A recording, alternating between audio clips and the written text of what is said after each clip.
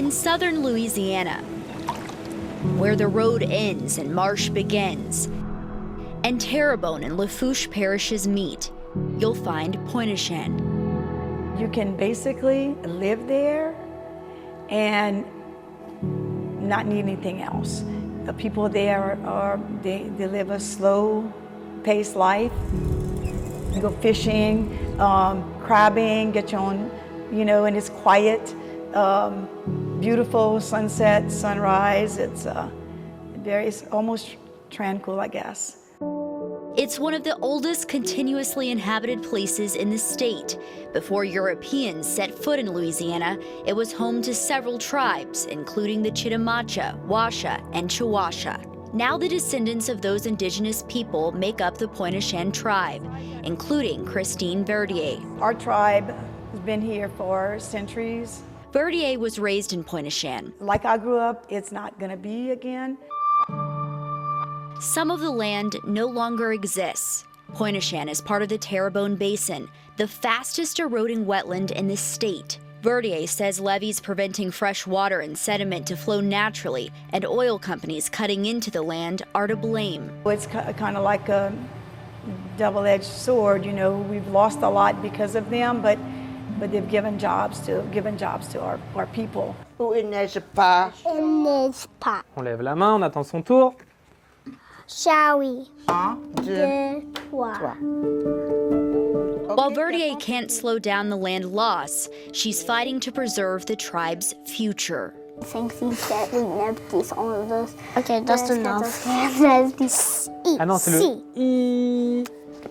These students are part of the inaugural class at École Pointe Chenes, the state's first indigenous French immersion school.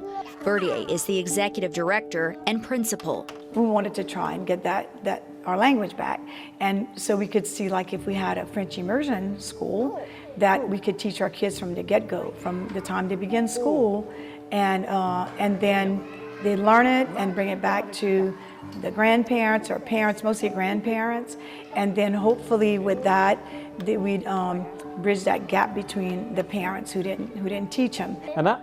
Nounours. Verdier says after several years and failed attempts, they saw an opportunity. Terrebonne Parish School District shut down Pointe Chenes Elementary in May of 2021. When things start leaving your community, you don't really have a community anymore. The tribe began taking steps to take over the school, but Mother Nature had other plans. Ida, it's different. We didn't have water, but we had the wind, and a lot of people lost their homes. If you go there, there's still a lot of people not living in their homes. People have fixed, but the homes are destroyed. The school suffered damages as well. It really it devastated our community.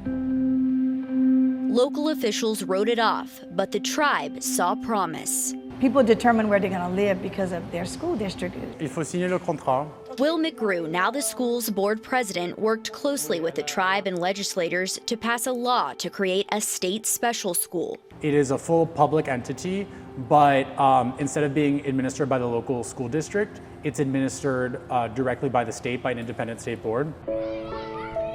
In August, 9 kindergarten and first grade students started school. Verdier says 6 of them are tribal members. It's open to any child in Terrebonne and Lafourche. Because they're some of the highest percentage of French-speaking Louisianans are in Lafourche and Terrebonne. Donc ça fait chat. Et si je rajoute un T après?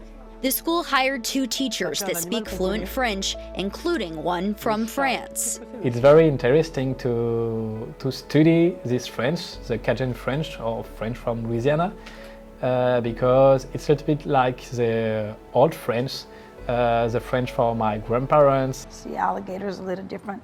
See, they say they don't have ours. They say cocodrie, the Cajun, we say caïman. The Pointe Chenes tribe has a unique dialect of French. What we often say, like the 3 pillars of Louisiana French speaking are the Cajuns, the Creoles, and the indigenous tribes that speak French. And so it's important for us to find a balance between those. What did you think about the teachers here at school talking to you in French when you first started? I didn't know what they say. Now I can understand them. Verdier remembers when she attended the local Indian school. Indigenous students were finally allowed to integrate to Pointe Elementary in 1965, but Verdier says their native language wasn't allowed. That's where we were punished for speaking French. Now she's ushering French into the very place she was once punished. It's really good now to be in a school where we're speaking French and we're teaching kids a language that, you know, some of us were punished for speaking a long time ago. Nuage. New eyes. Verdier hopes to enroll more young tribal members and Cajuns. To build that pride in them, that, you know, where their ancestors came, is very important to know, you know, where you come from and what your people did, and because that's the only way that you're going to bring it, teach your own kids. As the water swirls around the Pointe tribal land, threatening to engulf it, these students are using their words to protect history from being washed away. In Pointe, Lily Cummings, Eyewitness News.